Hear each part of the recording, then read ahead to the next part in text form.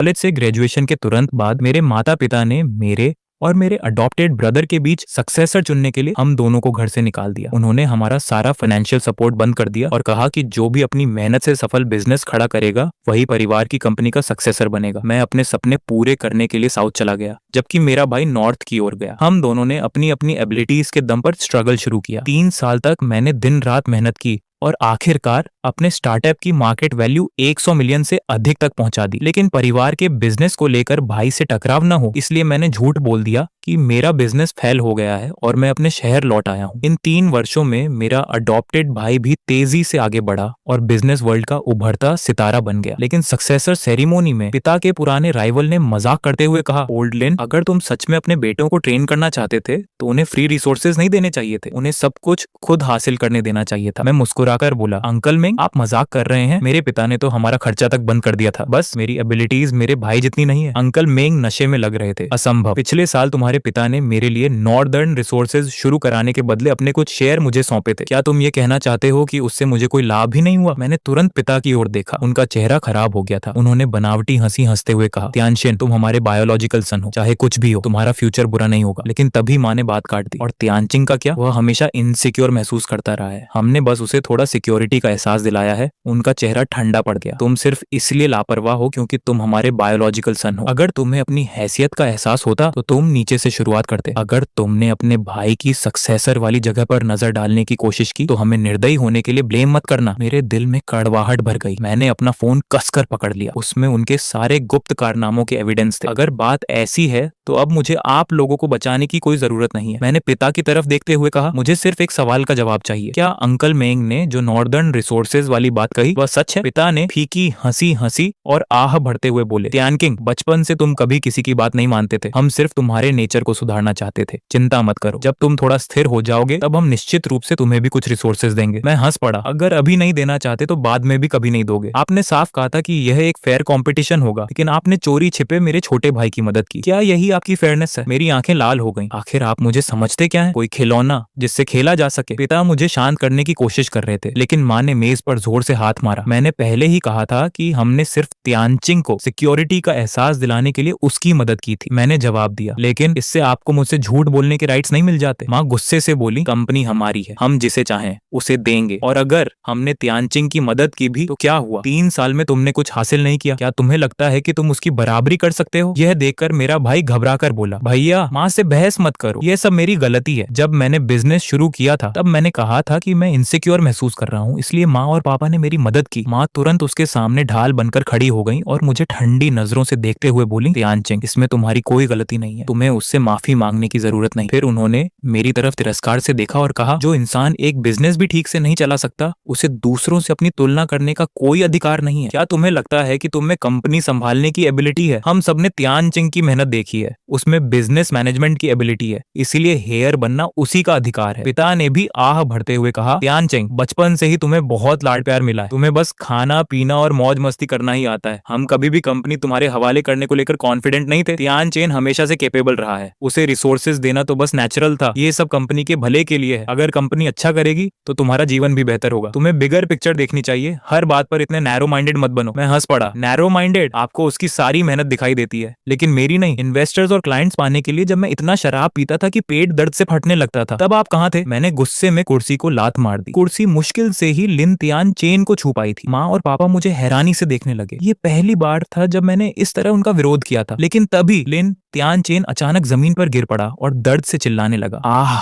मेरी टांग। भैया, आप सही हैं मुझे मारने के लिए। मैं तो सिर्फ एक अडॉप्टेड बेटा हूँ, मुझे आपकी सक्सेसर वाली जगह नहीं लेनी चाहिए थी। मुझे सक्सेसर नहीं बनना, कृपया मुझे और मत चोट पहुंचाइए। ये देखकर पिता का चेहरा गुस्से से भर गया। बचपन में भी तुम त्यानचेन को बहुत सताते थे, अब समझ आया कि हमारा फैसला बिल्कुल सही था, वरना अगर तुम सक्सेसर बन जाते तो एक दिन उसे मार ही डालते। माँ घबराकर मेरे भाई की पैंट ऊपर करने लगी। वहाँ केवल एक छोटी सी खरोंच थी, लेकिन फिर भी उन्होंने मुझे घूरते हुए कहा, अगर त्यानचेन को कुछ भी हुआ तो कभी भी लिन परिवार में वापस मत आना और सक्सेसर बनने का सपना भी भूल जाओ। उन्हें तियान चेन की इस तरह रक्षा करते देखकर मेरा दिल पूरी तरह ठंडा पड़ गया। मैंने कड़वी मुस्कान के साथ कहा, अगर बात ऐसी है तो आज से हमारा रिश्ता खत्म। सक्सेसर की बात तो छोड़िए, अब मुझे पूरी लिन कॉर्पोरेशन में भी कोई दिलचस्पी नहीं है। इतना कहकर मैं प्राइवेट रूम से बाहर निकल गया, लेकिन जैसे ही मैंने दरवाजा जोर से बंद किया, मुझे अंकल मेंग की आवाज सुनाई दी। ओल्ड लिन, इसका मुझसे कोई लेना देना नहीं है। तुम ही चाहते थे कि इस मौके का इस्तेमाल करके तियानचिन को दबाया जाए ताकि तियान चेन आसानी से लिन परिवार का सक्सेसर बन सके, इसीलिए तुमने मुझसे वे बातें कहलवाई थी। पिता ने आह भरते हुए कहा, काश मुझे पता होता कि वह इतनी हार्श रिस्पॉन्स देगा तो मैं ऐसा नहीं करता। मैं चलते चलते रुक गया। मेरे दिल में अब भी उम्मीद की एक छोटी सी किरण बाकी थी कि शायद उन्हें मेरे लिए थोड़ी चिंता हो, लेकिन उनके अगले शब्दों ने मेरे दिल को पूरी तरह जमा दिया। अगर वह मन में नफरत पाल ले और तियान चेन से बदला लेने की कोशिश करे तो क्या तुम भूल गए हमने उसके इन्वेस्टर्स और क्लाइंट्स को रिश्वत दी थी ताकि वह कभी दोबारा खड़ा ही ना हो सके। अभी तो वह सिर्फ बहादुरी का दिखावा कर रहा है। जब वह सचमुच बुरी तरह टूट जाएगा तब घिसटता हुआ वापस हमारे पास आएगा। माँ ने ठंडी हंसी हंसते हुए कहा। ये सुनकर मैं अपने आंसू रोक नहीं पाया। तो यही वजह थी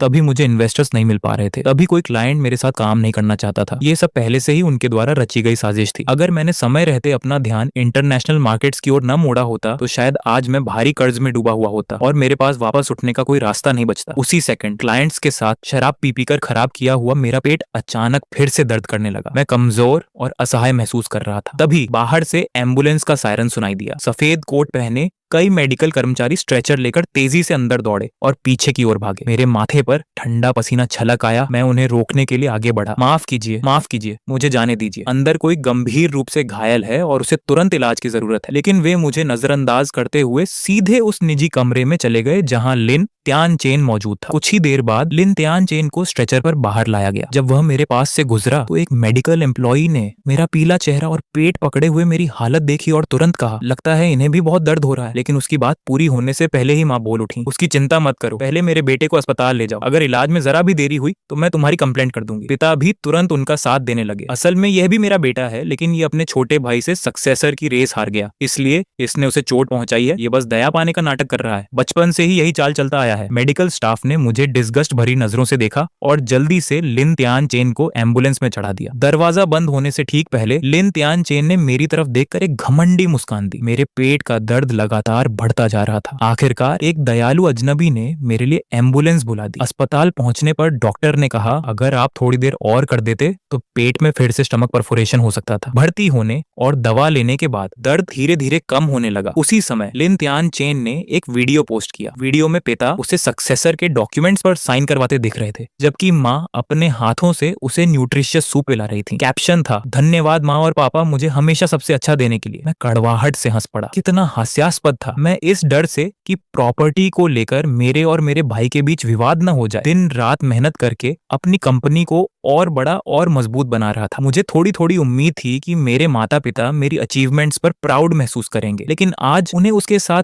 ऐसा बिहेवियर करते देखकर मुझे एहसास हुआ कि मैं कितना मूर्ख था। उन्होंने मुझे कभी अपना बेटा माना ही नहीं। बचपन से ही जब भी लिन तियान चेन किसी चीज की इच्छा करता, वे हमेशा मुझे उसे दे देने के लिए मजबूर करते थे। वह जो भी कहता वे बिना किसी शक के उस पर विश्वास कर लेते थे, जबकि उनकी नजरों में मैं सिर्फ एक निकम्मा, बेकार और अय्याश लड़का था। शायद उनकी नजर में मेरी कीमत एक कुत्ते से भी कम थी। तभी मेरे सबोर्डिनेट का मैसेज आया, बॉस लिन कॉर्पोरेशन के टैक्स मामले के बारे में कहा जा रहा है कि इस बार उन्होंने भारी टैक्स चोरी की है और अगले 2 दिनों में सख्त ऑडिट होने वाला है। हमें तुरंत 20 मिलियन युआन की व्यवस्था करनी होगी, वरना बड़ी समस्या खड़ी हो जाएगी। मैंने सिर हिलाते हुए जवाब दिया, जरूरत नहीं है, वह 20 मिलियन नए प्रोजेक्ट में इन्वेस्ट कर दो। लिन परिवार का सक्सेसर अब तय हो चुका है। मेरा वहाँ कोई अधिकार या हैसियत नहीं बची। अस्पताल से डिस्चार्ज होने के बाद मेरा इरादा सीधे साउथ लौटने का था, लेकिन अचानक ट्रेन सर्विसेज टेम्पोरेरीली बंद हो गई। अनाउंसमेंट हुई कि 1 सप्ताह तक ट्रेनें नहीं चलेंगी। मेरे पास करने को कुछ नहीं था, इसीलिए मैं लिन कॉर्पोरेशन पहुंच गया। स्टार्टअप के शुरुआती दौर में मैंने चुपचाप कई करोड़ युआन का एक बड़ी बिजनेस डील के लिए लिन कॉर्पोरेशन के नाम पर ट्रांसफर कर दी था। मेरा इरादा बाद में उन्हें यह बताकर एक बड़ा सरप्राइज देने का था, लेकिन अब लगता है कि उस सरप्राइज की कोई जरूरत नहीं रही। लिन कॉर्पोरेशन में सेल्स और फाइनेंस डिपार्टमेंट पूरी तरह अलग अलग काम करते थे। फाइनेंस डिपार्टमेंट यही समझता कि वह डील सेल्स टीम ने हासिल की है। अब मैं वे बिजनेस डील वापस लेना चाहता था, इसलिए सबसे पहले मुझे उसकी इनकम और करंट सिचुएशन को वेरीफाई करना था। लेकिन जैसे ही मैं कंपनी के अंदर दाखिल हुआ, मेरी मुलाकात अचानक लिन तियान चेन से हो गई। वह मेरे पास आया और व्यंग्य भरे लहजे में बोला, भैया माँ और पापा कह रहे थे कि अब आपके पास जाने के लिए कोई जगह नहीं है, इसलिए आप जरूर कंपनी में आएंगे। मुझे उम्मीद नहीं थी कि आप सच में आ जाओगे। अब उसने पूरी तरह अपना असली चेहरा दिखा दिया था। मुझे अब किसी सो कॉल्ड ब्रदरहुड के रिश्ते निभाने की जरूरत नहीं थी। मैंने शांत स्वर में कहा, लिन कॉर्पोरेशन का भविष्य का सीईओ बनने के लिए तुमने सचमुच बहुत मेहनत की है। वह नाक सिकोड़कर हंसा। और क्या करता, बचपन से ही तुम हर चीज में मुझसे बेहतर रहे हो। अगर मैं कुछ चाले न चलता तो तुम्हें हराने का कॉन्फिडेंस ही नहीं होता। उसके चेहरे पर घमंड भरी मुस्कान फैल गई। फिर वह मेरे करीब आया और मुस्कुराते हुए बोला, ओह हाँ, एक और बात, पापा ने पहले ही लू परिवार को बता दिया है कि मैं ही सक्सेसर हूँ। परसों मेरी सगाई लू त्यांशुआन से होने वाली है। तुम बचपन से उसे पसंद करते थे, है ना? अब कैसा लग रहा है? उसकी छोटी सोच वाली जीत देखकर मेरे अंदर गुस्से की लहर दौड़ गई। मैं अभी भी हमारे रिश्ते को सुधारने के बारे में सोच रहा था, लेकिन वह तो मेरी हर चीज छीन लेने पर तुला हुआ था। मैंने उसका कॉलर पकड़ लिया। उसी समय माँ और पापा सीढ़ियों से नीचे आए और उन्होंने यह सीन देख लिया। माँ गुस्से से चिल्लाई, क्या कर रहे हो तुम? अभी उसे छोड़ो। पिता दौड़कर आए और मुझे जोर से धक्का दिया। फिर वे लीन त्यान चेन के सामने ढाल बनकर खड़े हो गए। उन्होंने मुझे ऐसे घूरा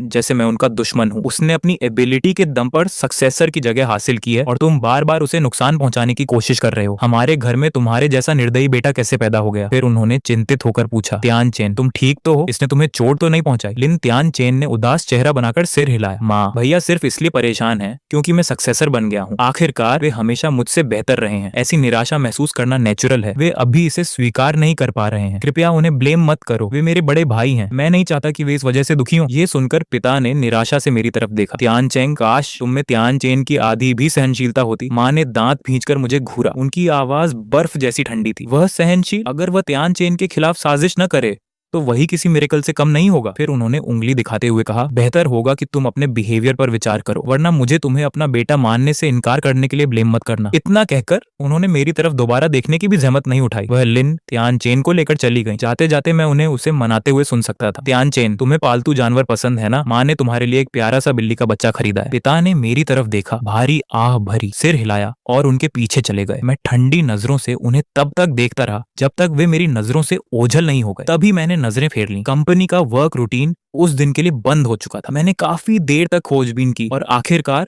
उस प्रोजेक्ट की पूरी जानकारी निकाल ली। लेकिन इसी दौरान मुझे एक चौंकाने वाली बात पता चली। 1 साल पहले माँ और पापा ने लिन त्यान चेन का मन बहलाने के लिए कंपनी के पैसे निकालकर उसके लिए एक आलीशान यॉट खरीद दिया था। बाद में जब उसका मन भर गया तो उसने उस जहाज को बेच भी दिया, लेकिन इस पूरे लेन देन को कंपनी के रिकॉर्ड में छिपा दिया गया था। मैंने और गहराई से जांच की तो ऐसे कई और मामले सामने आए। इन सब में न जाने कितनी टैक्स चोरी की गई थी। पिछले साल एक दोस्त ने मुझे बताया था कि लिन ग्रुप टैक्स चोरी कर रहा है। तब मैंने बहुत बड़ी कीमत चुकाकर उनकी कमियों को छिपाने में मदद की थी, लेकिन इस बार मैं उनके लिए फिर से ऐसा जोखिम नहीं उठाने वाला था। ट्रेन सर्विस शुरू होने में अभी कुछ दिन बाकी थे, इसलिए मैंने एक होटल में कमरा ले लिया। अगली शाम न जाने कैसे मेरे माता पिता को मेरे ठिकाने का पता चल गया। जैसे ही मैं बाहर निकला उन्होंने मुझे रोक लिया। मुझे देखते ही माँ ने तिरस्कार भरी मुस्कान के साथ कहा, क्या तुम्हें लगा था कि तुम ज्यादा दिन छिपे रह पाओगे? ऐसी घटिया जगह में रह रहे हो, तुम्हें परिवार की इज्जत की बिल्कुल परवाह नहीं है क्या? या फिर अब तुम्हें इसकी आदत पड़ गई है? हमारे सहारे के बिना तुम बस ऐसे सस्ते होटल में ही रह सकते हो। सच तो ये है कि तुम पूरी तरह असफल हो, एक निकम्मे इंसान जो सिर्फ परिवार पर निर्भर रह सकता है। मैंने उनकी बातों को अनसुना किया, मुड़ा और वहां से जाने लगा। लेकिन लिन त्यानशिन मेरे सामने आकर खड़ा हो गया। भैया, ऐसी कौन सी बात है जो बैठकर सुलझाई नहीं जा सकती? इस बार मैं ही माँ और पापा को आपके पास लेकर आया हूँ। मैं आपको कल मेरी और लू चांचान की सगाई में बुलाने आया हूँ। मैंने माँ और पापा से कह दिया है कि कंपनी के 1,000वें हिस्से के शेयर आपको दे दिए जाए। अब जिद छोड़िए और हमारे साथ घर चलिए। पिता ने सिर हिलाया और आह भरते हुए कहा, लिन त्यानशिन ने अपनी मर्जी से तुम्हें ये शेयर देने की बात कही है। इससे पता चलता है कि उसका दिल कितना बड़ा है। तुम्हें ऐसे समझदार और उदार भाई का आभारी होना चाहिए। मैंने ठंडे स्वर में कहा, 1,000वां हिस्सा? मुझे उसकी कोई जरूरत नहीं है। मैंने बेरुखी से लिन त्यानशिन का हाथ झटक दिया। वह मानो पहले से तैयार बैठा था। तुरंत जमीन पर गिर पड़ा। उसके हाथ में हल्की सी चोट लग गई और खून निकलने लगा। यह देखते ही माँ गुस्से से चीख उठी, अगर कल त्यानशिन की सगाई न होती, अगर लिन परिवार की रेप्यूटेशन का सवाल न होता, तो क्या तुम्हें लगता है कि हम तुम्हें वापस घर लाने आते? बचपन से तुम लिन त्यानशिन को परेशान करते आए हो और अब हमारे सामने ही उस पर हाथ उठाने की हिम्मत कर रहे हो। हमें यहाँ आना ही नहीं चाहिए था। चूंकि तुम्हें यह मौका नहीं चाहिए तो मत लो। मैं देखना चाहती हूँ कि हमारी मदद और देखभाल के बिना तुम कितने दिन टिक पाते हो। उनकी बातें सुनकर मुझे बेहद हास्यास्पद लगा। मैं हंसते हुए बोला, क्या आपको अपनी बात खुद हास्यास्पद नहीं लगती? बचपन से लेकर आज तक आप दोनों में से किसने कभी मुझे लिन त्यानशिन को सताते हुए देखा है? हर बार वह सिर्फ एक शिकायत शिकायत कर देता था और आप बिना किसी जांच पड़ताल के मुझे सजा दे देते थे। इस बार उसे सक्सेसर बनाने के लिए आपने 3 साल तक मुझसे झूठ बोला, मेरी सारी मेहनत और अचीवमेंट्स को नकार दिया। क्या यही आपका सपोर्ट कहलाता है? चुप रहो। माँ ने गुस्से में हाथ उठाया और मुझे थप्पड़ मारने की कोशिश की, लेकिन इस बार मैंने उनका हाथ पकड़ लिया और उन्हें पीछे धकेल दिया। ये देखकर लिन त्यानशिन तुरंत आगे बढ़ा और उन्हें संभाल लिया। फिर आंसू भरी आवाज में मेरी तरफ देखकर बोला, भैया, माँ ने आपको पालने पोसने में कितनी मेहनत की है, क्या आप उन्हें इसी तरह बदला देंगे? अभी माँ से माफी मांगिए। फिर वह माँ की ओर मुड़ा और बोला, माँ, भैया का ऐसा मतलब नहीं था, वह बस इस बात को स्वीकार नहीं कर पा रहे कि आपने कंपनी मुझे दे दी। आखिरकार मैं तो सिर्फ एक गोद लिया हुआ बेटा हूँ, शायद सक्सेसर भैया को ही बना देना चाहिए। लेकिन माँ ने उसे रोक दिया और कठोर चेहरे के साथ बोली, त्यानशिन, तुम्हें उसके लिए बहाने बनाने की जरूरत नहीं है, वह एक एहसान फरामोश सांप के अलावा कुछ नहीं। अगर मुझे पहले पता होता कि वह ऐसा निकलेगा तो उस समय उसे बाहर ठंड में मरने के लिए छोड़ देती। पिता भी गंभीर चेहरे के साथ आगे बढ़े, त्यानशिन, आज तुमने हद पार कर दी, तुम्हें माँ को इस तरह दुखी नहीं करना चाहिए था और तुम्हें त्यानशिन के साथ भी ऐसा व्यवहार नहीं करना चाहिए था। तुम्हें उन दोनों से माफी मांगनी होगी। ऐसा करो, कल त्यानशिन की सगाई में कोई अच्छा सा गिफ्ट लेकर आना, सबके सामने उससे माफी मांग लेना, फिर यह मामला यहीं खत्म हो जाएगा। उनकी बातें सुनकर मैंने सिर झुका लिया और इतनी जोर से हंसने लगा कि मेरा पूरा शरीर कांपने लगा। वाकई आप लोग एक आदर्श परिवार हैं। ये सुनकर पिता ने सिर हिलाया। परिवार में तुम भी शामिल हो, कल जब तुम आओगे तब हम सब मिलकर त्यानशिन की खुशियां देखेंगे। मैंने अपनी फीलिंग्स को काबू में करने की पूरी कोशिश की। खुद को शांत करते हुए मैंने सिर उठाया और जबरन मुस्कुराया। ठीक है, मैं कल आऊंगा, कुछ हिसाब किताब अब चुकता करने ही होंगे। उन्हें कार में बैठकर जाते हुए देखकर मेरे होंठों पर हल्की मुस्कान उभर आई। फिर मैंने एक टैक्सी ली और सीधे लू कॉर्पोरेशन की ओर निकल गया। अगले दिन शहर का सबसे बड़ा होटल रोशनी और डेकोरेशन से जगमगा रहा था। चारों तरफ उत्साह का माहौल था। लिन और लू परिवारों के बीच होने वाला ये मैरिज अलायंस पूरे शहर की चर्चा का टॉपिक बना हुआ था। सोशल मीडिया की हर ट्रेंडिंग सूची में इसी की चर्चा थी। बिजनेस वर्ल्ड की कई बड़ी हस्तियां इस समारोह में शामिल होने पहुंची थी। होटल के अंदर लिन त्यानशिन गर्व से भरा हुआ था और सबकी प्रशंसा का आनंद ले रहा था। माँ की आंखें भावुक होकर लाल हो गईं। बस मैं त्यानशिन को खुश देख लूं, मेरे लिए यही काफी है। पिता ने भी सेटिस्फाइड होकर सांस लेते हुए कहा, त्यानशिन जैसा बेटा होना मेरे लिए प्राउड की बात है। फिर अचानक उन्होंने भौहें सिकोड़ ली। सेरेमोनी शुरू होने वाला है, वह लड़का अभी तक क्यों नहीं आया? माँ बोली, शायद मैं उसे फोन करके पूछूं। लेकिन अगले ही पल उनकी आंखों में घृणा झलक उठी। छोड़ो भी, वह कहीं बाहर मौज मस्ती कर रहा होगा। उस जैसे बेटे का होना हमारे लिए सिर्फ शर्म की बात है। अगर आज भी वह नहीं आया तो मैं उससे सारे रिश्ते तोड़ दूंगी। लेकिन जैसे ही उनकी बात खत्म हुई, कंपनी का एक कर्मचारी घबराया हुआ अंदर भागता आया। मिस्टर लिन, बड़ी समस्या हो गई है। सब लोग चौंक कर उसकी ओर देखने लगे। अभी अभी इंस्पेक्शन डिपार्टमेंट की गाड़ियां कंपनी के गेट पर पहुंची हैं। उनका कहना है कि हमारी कंपनी में सीरियस इरेगुलरिटीज पाई गई हैं। वे चाहते हैं कि आप तुरंत जाकर इन्वेस्टिगेशन में सहयोग करें। यह सुनकर माँ और पिता दोनों स्तब्ध रह गए। लिन त्यानशिन ने कर्मचारी का कॉलर पकड़ लिया। तुमने अभी क्या कहा? कर्मचारी घबराते हुए बोला, यंग मास्टर लिन, मेरा मतलब है कि टैक्स डिपार्टमेंट की इन्वेस्टिगेशन टीम पहले ही कंपनी पहुंच चुकी है। उनका कहना है कि हमारी कंपनी ने कई बार टैक्स चोरी की है और वे चाहते हैं कि आप तुरंत जांच में सहयोग करें। अगर हम सहयोग नहीं करते तो वे लोगों को गिरफ्तार करने यहाँ भी आ सकते हैं। और इस बार तो उनके सीनियर ऑफिसर भी साथ आए हैं। उनकी बातों से लग रहा है कि मामला बहुत गंभीर है, यहाँ तक कि जेल भी हो सकती है। यह सुनते ही पिता का चेहरा सफेद पड़ गया। यह कैसे हो सकता है? हमारी कंपनी हमेशा नियमों के अनुसार काम करती आई है, ऐसा आखिर हुआ कैसे? कुछ पल सोचने के बाद उन्होंने कहा, जब तक कि कंपनी के अंदर किसी ने गुप्त रूप से धन का घपला न किया हो। जैसे ही उन्होंने यह कहा, माँ के चेहरे पर गिल्ट की एक झलक दिखाई दी। पिता इतने वर्षों तक बिजनेस वर्ल्ड में टिके नहीं थे कि इतनी छोटी बात न समझ पाते। माँ के चेहरे का भाव बदलते ही उन्हें सब समझ आ गया। वेन्या, तुम्हें कुछ पता है ना? माँ ने उनका हाथ पकड़ लिया और जबरन मुस्कुराते हुए बोली, आप जानते ही हैं कि त्यानशिन हमेशा खुद को असुरक्षित महसूस करता रहा है। क्या आपको याद है 2 साल पहले वह गंभीर रूप से बीमार पड़ गया था। उसे खुश करने के लिए मैंने कंपनी के खाते से कुछ लाख युआन निकालकर उसके लिए कुछ उपहार खरीद दिए थे। पिता ने भौहें चढ़ा ली। तुमने मुझे उस समय क्यों नहीं बताया? और आखिर खरीदा क्या था? माँ ने धीमे स्वर में कहा, मुझे डर था कि आप मना कर देंगे। मैंने बस त्यानशिन के लिए एक नया गेमिंग कंसोल खरीदा था। बाद में उसे वह पसंद नहीं आया तो मैंने उसे कम कीमत पर बेच दिया। मुझे लगा कि कंपनी के लिए वह रकम कोई बड़ी बात नहीं है, इसलिए मैंने ज्यादा ध्यान नहीं दिया। कंसोल बेचकर जो पैसे मिले वे भी मैंने त्यानशिन को जेब खर्च के तौर पर दे दिए। ये सुनकर पिता का खून खौल उठा, लेकिन फिर भी उन्होंने उलझन में पूछा, फिर भी बात समझ में नहीं आ रही। कुछ लाख युआन की बात पर टैक्स डिपार्टमेंट के इतने हाई रैंकिंग ऑफिशियल्स खुद यहाँ नहीं आते। क्या तुम मुझसे अभी भी कुछ छिपा रही हो? माँ ने सिर झुका लिया। वह चुप रही और उनकी ये खामोशी ही सबसे बड़ा जवाब थी। लेकिन आखिरकार पिता की लगातार घूरती हुई नजरों के दबाव में माँ टूट गई। असल में पिछले साल जब मैंने देखा कि त्यानचेन का बिजनेस ठीक नहीं चल रहा है तो मैंने कंपनी के खाते से 10 मिलियन युआन उसके पास ट्रांसफर कर दिए थे और मैंने उसके लिए एक प्राइवेट जेट भी खरीदा था। ये सुनते ही पिता का चेहरा काला पड़ गया। उनकी आवाज में अब जरा भी शांति नहीं बची थी। माँ समझ नहीं पा रही थी कि प्राइवेट प्राइवेट जेट वाली बात कैसे समझाए। तभी लिन तियानचेन सावधानी से बोला, पापा इसमें सारी गलती मेरी है। मैंने ही माँ से शिकायत की थी कि बिजनेस शुरू करना बहुत थकाने वाला है और मैं दुनिया घूमना चाहता हूँ, इसलिए माँ ने जैसे तैसे पैसे जुटाकर मेरे लिए वो जेट खरीद दिया। लेकिन बाद में मैं उसे एक शर्त में हार गया। ये सुनते ही पिता का गुस्सा फूट पड़ा। उन्होंने माँ और बेटे की तरफ देखा, लेकिन कुछ पल के लिए उनके पास कहने को शब्द ही नहीं थे। आखिरकार उन्होंने ठंडे स्वर में कहा, आज से तुम दोनों पुराने हवेली वाले घर में वापस जाओ और अपने के पर विचार करो, और कंपनी में तुम्हारे सारे राइट्स तुरंत वापस ले लिए जाएंगे। मुझे कोई बहाना नहीं सुनना। इसके बाद उन्होंने समय देखा और गहरी सांस ली। फिलहाल इस बात को यहीं छोड़ो। टैक्स डिपार्टमेंट ने ऑन ऑर्डर जारी कर दिया है, जल्दी से कोई सोल्यूशन निकालो, नहीं तो हम सब अंदर चले जाएंगे। इसके बाद उन्होंने लू ग्रुप के लीडर और लू चानशान के पिता को फोन लगाया। ओल्ड फ्रेंड, चानशान रास्ते में होगी ना, मुझे अफसोस है, लेकिन लगता है कि आज की सगाई की दावत रद्द करनी पड़ेगी। कंपनी में एक बड़ी समस्या आ गई है और मुझे उसे संभालना होगा। लेकिन उनकी बात खत्म होते ही फोन के दूसरी तरफ से एक शांत और व्यंग्य भरी आवाज आई, लिन जियानान, हमारी अभी सगाई भी नहीं हुई है। मुझे ओल्ड फ्रेंड कहना कुछ ज्यादा जल्दी नहीं हो गया? पिता चौंक गए। तुम्हारा क्या मतलब है? फोन पर मौजूद व्यक्ति ने जवाब दिया, मेरा मतलब ये है कि लू ग्रुप ने इस सगाई को रद्द करने का फैसला कर लिया है। मेरी बेटी लू चानशान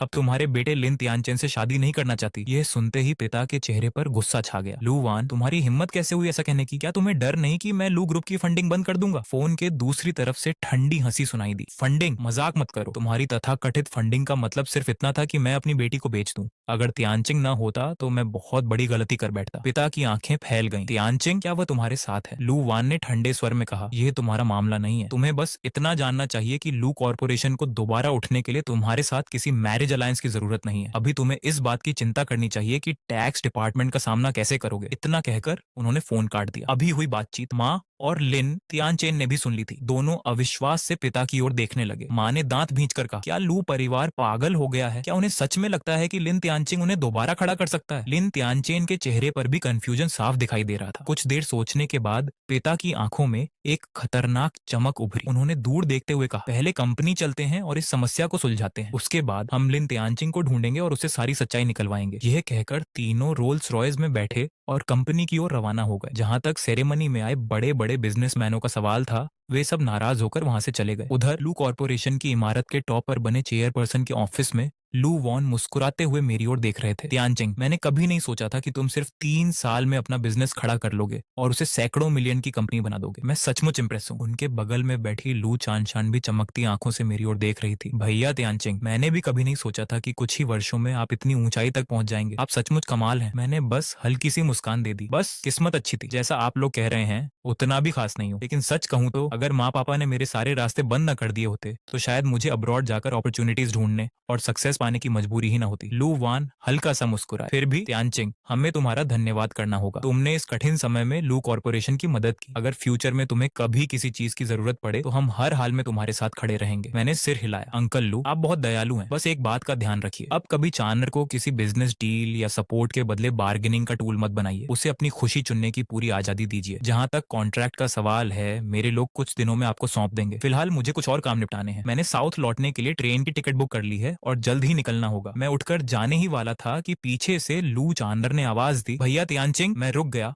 और मुड़कर उसकी ओर देखा। क्या हुआ? चांद का चेहरा हल्का सा लाल हो गया। उसने शर्माते हुए सिर झुका लिया। कुछ नहीं। उसे इस तरह देखकर लूवान जोर से हंस पड़े। तियानचिंग, मैं जानता हूँ कि बचपन से ही तुम्हें चांदर पसंद थी और मैं यह भी देख सकता हूँ कि चांदर के दिल में भी तुम्हारे लिए फीलिंग्स हैं, तो क्यों ना तुम उसे अपने साथ साउथ ले जाओ। पापा, आप कैसी बातें कर रहे हैं? चांदर ने झेंपते हुए अपने पिता को घूरा और फिर मेरी तरफ देखने लगी। भैया तियानचिंग, पापा की बातों पर ध्यान मत दीजिए। मैं मुस्कुराया। ठीक है, तो फिर मेरे साथ चलोगी? चांदर ने हैरानी से मेरी ओर देखा। मैंने आगे कहा, मेरी गर्लफ्रेंड बनकर? उसकी सुंदर आंखें आश्चर्य से फैल गईं। कुछ पल की झिझक के बाद उसने धीरे से सिर हिला दिया। ये देखकर लू वान के चेहरे पर फिर से संतुष्टि भरी मुस्कान आ गई। इसके बाद मैं एक दस्तावेज लेकर लिन सिटी पहुंचा। साउथ लौटने से पहले मैं उनके साथ अपना रिश्ता हमेशा के लिए खत्म करना चाहता था। उस समय टैक्स डिपार्टमेंट की इन्वेस्टिगेशन टीम अभी भी कंपनी में मौजूद थी। माँ और पापा इन्वेस्टिगेशन को लेकर बुरी तरह परेशान थे। जैसे ही माँ ने मुझे देखा, उनका चेहरा गुस्से से लाल हो गया। वह तेजी से मेरी ओर बढ़ी और मेरा कॉलर पकड़ लिया। लिन तियानचिंग, एहसान फरामोश कमीने, तुम्हारी हिम्मत कैसे हुई वापस आने की? तुमने लू कॉर्पोरेशन में क्या किया? लू वान ने अचानक सगाई क्यों तोड़ दी? मैंने उनका हाथ हटाया और उन्हें पीछे धकेल दिया। फिर ठंडे स्वर में बोला, मिसेज लिन, क्या आप मुझ पर हाथ उठाने की कोशिश कर रही हैं? अगर ऐसा है तो मुझे पुलिस बुलानी पड़ेगी। मेरे शब्द सुनकर उनकी आंखें ठंडी हो गईं। लिन तियानचिंग, तुमने इतनी व्यंग्यात्मक बातें करना कब सीख लिया? तभी लिन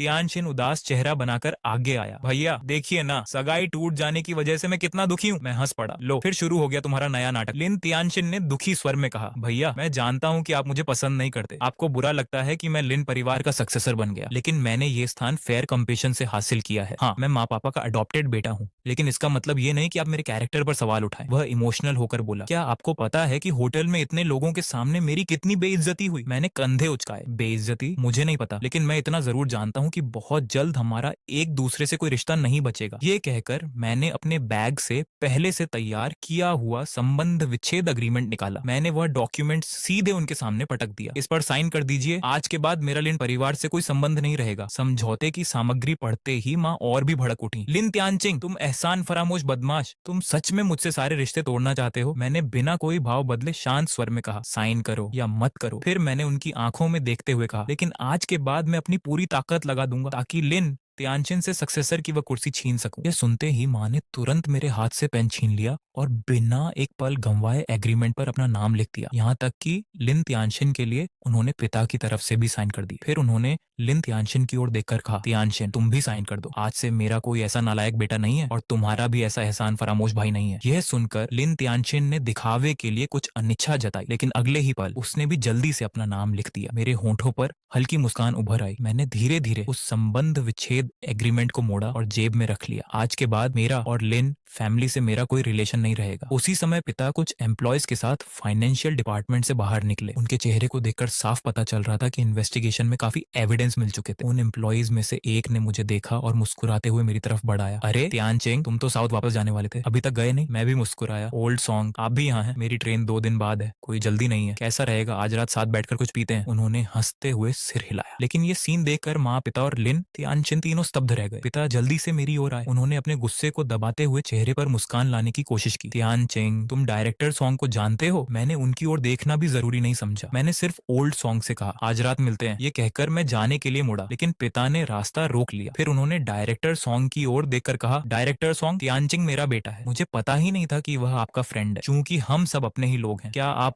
लेकिन उनकी बात पूरी होने से पहले ही ओल्ड सॉन्ग ने उन्हें ठंडे स्वर में मना कर दिया। यह देखकर पिता मेरी ओर मुड़े। इस बार उनके स्वर में विनती थी, त्यानचिंग, क्या तुम मेरे लिए एक अच्छी बात नहीं कह सकते? वह पैसा तुम्हारी माँ के खाते में गया था और तुम्हारे भाई पर खर्च हुआ था। अगर सचमुच इन्वेस्टिगेशन हुई तो तुम्हारी माँ और तुम्हारा भाई जेल चले जाएंगे। मैंने ठंडी नजरों से उनकी ओर देखा। उससे मेरा क्या लेना देना? फिर मैंने जेब से वही संबंध विच्छेद एग्रीमेंट निकाला और उनके सामने लहरा दिया। और एक बात, हम पहले ही सारे रिश्ते खत्म कर चुके हैं, मुझे उस अपनापन भरे लहजे में मत बुलाइए। अपने ही नाम के साइन उस डॉक्यूमेंट पर देखकर लिन जियानान पूरी तरह सन्न रह गए। त्यानचिंग, ये सब क्या है? मेरे नाम से इस पर साइन किसने किए? मैं इसे स्वीकार नहीं करता। वह एग्रीमेंट छीनकर फाड़ने ही वाले थे कि माँ आगे बढ़कर उन्हें रोक लिया। ओल्ड लिन, उसने त्यानचिन को धमकाकर उसकी सक्सेसर वाली जगह छीनने की कोशिश की थी। ऐसे एहसान फरामोश को फैमिली में रखने की क्या जरूरत है? मुझे विश्वास है कि हम इसके बिना भी इस मुश्किल से निकल सकते हैं। निकल नहीं सकते। पिता अवाक रह गए। उसी समय ओल्ड सॉन्ग अचानक व्यंग्य से हंस पड़े। वह मेरे पास आए और मेरे कंधे पर हाथ रखा। भाई, क्या तुमने इन्हें अब तक नहीं बताया कि इनके लिए तुमने क्या क्या किया है? मैं कड़वाहट भरी मुस्कान के साथ बोला, बताकर भी क्या फायदा? क्या आपको सच में लगता है कि ये लोग मेरी बात पर विश्वास करेंगे? इनकी नजरों में मैं कभी कुछ था ही नहीं। इनके लिए उस अडॉप्टेड बेटे की कीमत मुझसे कहीं ज्यादा है। इनकी नजरों में मेरी हैसियत तो एक कुत्ते से भी कम रही है। ओल्ड सॉन्ग ने सिर हिलाया। फिर उन्होंने पिता की ओर देखकर कहा, क्या आपको पता भी है कि अगर त्यानचिंग ने आपके लिए भारी भरकम जुर्माना न भरा होता तो परसों नहीं बल्कि 2 साल पहले ही आपकी कंपनी की इन्वेस्टिगेशन शुरू हो जाती? लेकिन आपकी आंखों में तो सिर्फ वही अडॉप्टेड बेटा बसता है जो हर समय कंप्लेंट करता रहता है। सच कहूं तो ये बेहद हास्यास्पद है। ये सुनते ही पिता का चेहरा बदल गया। उन्होंने अविश्वास से मेरी ओर देखा। उसकी आंखों में कुछ अलग सा भाव उभरा। लेकिन माँ पूरी तरह बौखला चुकी थी। क्या मैंने उससे मदद मांगी थी? कौन जाने उसके मन में क्या स्वार्थ रहा होगा। वह हमेशा से निकम्मा ही रहा है। यह सुनकर भले ही हमारा रिश्ता पहले ही टूट चुका था, फिर भी मेरे दिल में दर्द उठा। उसी समय लू परिवार की कार धीरे धीरे आकर रुकी। लू वान और उनकी बेटी लू चान कार से उतरे। मैंने लू चान की ओर हल्की मुस्कान के साथ देखा। तुम यहाँ कैसे? लू चान शरारती मुस्कान के साथ बोली। पापा को अंदाजा था कि तुम यहाँ आओगे। उन्हें डर था कि तुम अकेले पड़ जाओगे, इसीलिए वे खास तौर पर मुझे तुम्हारा साथ देने के लिए लाए हैं। ये कहकर वह मेरे पास आई और मेरा हाथ थाम लिया। मेरे दिल में गर्माहट सी भर गई। मामला तो अब सुलझ चुका है। उन्हें देखकर माँ का गुस्सा और भड़क गया। उन्होंने लू वान की ओर उंगली उठाकर कहा, क्या यही तुम्हारा वादा निभाने का तरीका है? मेरे बेटे को सबके सामने मूर्ख बना दिया। मैं पूरे शहर में तुम्हारे लू परिवार की जिंदगी मुश्किल कर दूंगी। फिर उन्होंने लू छान छान की ओर इशारा किया। और तुम अभी कुछ देर पहले तक मेरे बेटे की फियांसी बनने वाली थी और अब इस एहसान फरामोश के साथ घूम रही हो। तुमने सभी औरतों को शर्मिंदा कर दिया है। लू चान चान जवाब देने ही वाली थी कि मैं उसके सामने आकर खड़ा हो गया। मैंने माँ की आंखों में देखते हुए ठंडे स्वर में कहा, मेरी गर्लफ्रेंड से माफी मांगो, वरना लिन परिवार के खिलाफ मैं भी कोई रियायत नहीं दिखाऊंगा। माहौल अचानक सीरियस हो गया। तभी ओल्ड सॉन्ग वहां आए और उनकी मौजूदगी ने आग में घी डालने का काम किया। उन्होंने मुस्कुराते हुए मेरे कंधे पर हाथ रखा। बधाई हो भाई, शहर वापस आए और लड़की भी जीत ली। शादी कब कर रहे हो? मुझे पार्टी देना मत भूलना। मैं मुस्कुराया, समय आने पर जरूर बताऊंगा। इसके बाद मेरा उन तीनों को और देखने का मन नहीं हुआ। मैं लू चान के साथ वहां से चला गया। उधर ओल्ड सॉन्ग उन्हें आगे की पूछताछ के लिए ले गए। कंपनी के लिए 1 करोड़ युआन कोई बहुत बड़ी रकम नहीं थी, लेकिन टैक्स चोरी की राशि काफी गंभीर थी। अगले ही दिन लिन परिवार की खबरें पूरे शहर की सुर्खियां बन गईं। उनकी साख गिरने के कारण कई बिजनेस पार्टनर्स ने उनके साथ अपने कॉन्ट्रैक्ट रद्द कर दिए। उसी दोपहर माँ अचानक मेरे पास आई। तुम्हारे पिताजी की गिरफ्तारी के लिए मैं जिम्मेदार हूँ। तभी मुझे पता चला कि पिता ने माँ और लिन त्यानचेन को बचाने के लिए सारा दोष अपने ऊपर ले लिया था। कितनी विडंबना थी। जिस पिता के प्यार के लिए मैं पूरी जिंदगी तरसता रहा, उसका एहसास मुझे कभी नहीं मिला। मैंने उनकी बात अनसुनी कर दी और अपने लोगों से उन्हें बाहर निकलवा दिया। उस रात मैं और लू चान चान आतिशबाजी देखने गए। हमने साथ बैठकर शराब पी और अपने दिल की सारी बातें एक दूसरे के साथ शेयर की। अगली सुबह हमने मिस्टर लू से विदा ली और साउथ की ओर जाने वाली ट्रेन में सवार हो गए। रवाना होने से पहले मुझे पता चला कि लिन तियानचेन ने लिन कॉर्पोरेशन की कमान संभाल ली है, लेकिन मेरी नजर में उसकी एबिलिटी इतनी नहीं थी कि वह लिन परिवार को आगे बढ़ा सके। हालांकि अब ये सब मेरी चिंता का टॉपिक नहीं था। साउथ पहुंचते ही मैंने लू परिवार के साथ एक बड़े प्रोजेक्ट पर पार्टनरशिप शुरू कर दी। लू चान चान के साथ मिलकर मैंने अपनी कंपनी को दिन ब दिन आगे बढ़ते देखा। 3 महीने बाद लू चान चान को पता चला कि वह गर्भवती है। हमने शादी की तैयारियों के लिए वापस लौटने का फैसला किया, लेकिन लौटते ही मिस्टर लू ने एक चौंकाने वाली खबर सुनाई। लिन परिवार का कारोबार दिवालिया हो चुका था। लिन तियानचेन ने कंपनी को बेहद कम कीमत पर एक राइवल कंपनी को बेच दिया था। पैसा हाथ में आते ही माँ उसका अधिकांश हिस्सा कर्जा चुकाने में लगाना चाहती थी, लेकिन उसी समय लिन तियानचेन सारा पैसा लेकर गायब हो गया। उसकी इस हरकत ने माँ को पूरी तरह तोड़ दिया। वह गंभीर रूप से बीमार पड़ गई और अस्पताल में भर्ती हो गई। आखिरकार वह मेरी माँ थी। लू चान चान के कहने पर मैं उनसे मिलने अस्पताल गया, लेकिन मुझे देखते ही उनकी आंखों में खुशी नहीं, केवल नफरत दिखाई दी। यह सब तुम्हारी वजह से हुआ है, उन्होंने चीखते हुए कहा। अगर तुमने मदद करने से इनकार नहीं किया होता तो तुम्हारे पिता जेल नहीं जाते। तुम्हारा भाई भी आराम से कंपनी चला रहा होता और वह हमें छोड़कर नहीं जाता। इतना कहकर वह मेरी ओर झपटी। मुझे डर था कि कहीं वह लू छान चान को नुकसान न पहुंचा दे, इसलिए मैं तुरंत उसे लेकर वहां से चला गया। असल में लिन त्यानचेन कभी भी कंपनी का रियल ऑनर नहीं था, वह सिर्फ सक्सेसर था। अंतिम निर्णय तो हमेशा मेरे पिता के हाथ में ही था। शायद जेल में रहते हुए पिता को आखिरकार लिन त्यानचेन का असली चेहरा दिखाई दे गया था। कुछ ही समय बाद लिन त्यानचेन संपत्ति गाफले के आरोप में वांटेड क्रिमिनल डिक्लेयर कर दिया गया, लेकिन कोई भी उसे ढूंढ नहीं पाया। 6 महीने बाद जिस रात लू चानचान अपने बच्चे को जन्म देने वाली थी, मैंने अचानक अस्पताल के बाहर लिन त्यानचेन को देखा। उसकी हालत किसी भिखारी जैसी हो चुकी थी। मैं उसके पास गया और शांत स्वर में कहा, पुलिस इतने समय से तुम्हें ढूंढ रही थी। अब समझ आया कि वे तुम्हें क्यों नहीं पहचान पाए। मुझे देखते ही उसकी आंखों में नफरत भर गई। यह सब तुम्हारी वजह से हुआ है, वह गुर्राया। अगर तुमने लिन परिवार की मदद की होती तो हमारा ये हाल कभी नहीं होता। सुना है तुम अब एक बड़ी लिस्टेड कंपनी के ओनर हो, लेकिन उससे क्या फर्क पड़ता है। वह तिरस्कार से हंसा। चाहे तुम कितने भी सफल हो जाओ, ये सच नहीं बदल सकता कि तुम्हारे अपने माता पिता ने तुम्हें ठुकरा दिया था। तुम हमेशा वही नाकाम बेटा रहोगे जिसे उसके माँ बाप ने कभी स्वीकार नहीं किया। उसकी बातें सुनकर मेरे भीतर कोई हलचल नहीं हुई। उसी समय दूर से पुलिस सायरनों की आवाज सुनाई देने लगी। मैंने उसकी ओर दोबारा देखने की भी जरूरत नहीं समझी। मैं मुड़ा और अस्पताल के भीतर चला गया, क्योंकि मेरी असली खुशी वहीं मेरा इंतजार कर रही थी।